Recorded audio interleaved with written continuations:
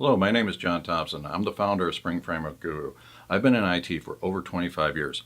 For the last 10 years, I've been an independent software developer focused on Java and Spring. I've worked at a lot of different companies in my career, companies such as Visa, Experian, and Kohl's. Through my client work, I've been doing a lot of stuff with Docker. Now, you may have heard that Google creates and destroys over 1,000 billion containers a day. All right, maybe not that many. I forget the exact number, but they do create and drop a lot of containers using Docker. Now, if you've used Gmail, you have used a Docker application. Yes, Gmail is using Docker under the covers. Now, I want to point out that Docker is not just for running stuff in production. For you as a Java developer, Docker is a game changer.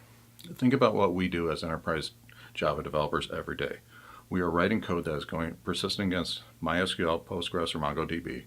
We are sending messages to ActiveMQ or RabbitMQ, and somehow we need to develop against all these different technologies.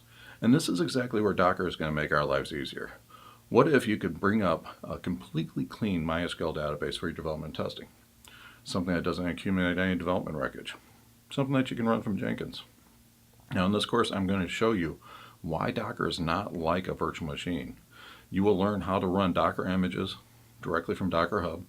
You will also learn how to create your own Docker image, and you'll be able to publish it up to Docker Hub.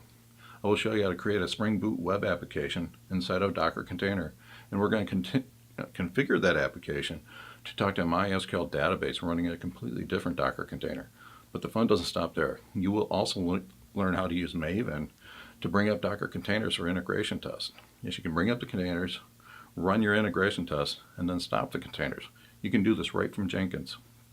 You will also learn how to use Docker Compose for container orchestration. With Docker Compose, you'll be able to start up a web application, bring up some microservices, a message broker, and a database in a single command. The ideal student for this course is an enterprise Java developer. You need to understand Java and the challenges that Java developers face in the enterprise. If you're new to Java, that's okay. This course isn't specifically about Java programming. And of course, I do use Spring in this course, but in-depth Spring is not required. I've been personally using Docker for over a year. I use it every day in my daily development, and I use it to run applications in production. I only wish I had started using Docker sooner. For Java developers, Docker truly is a game changer. Do not wait. Enroll in this course today.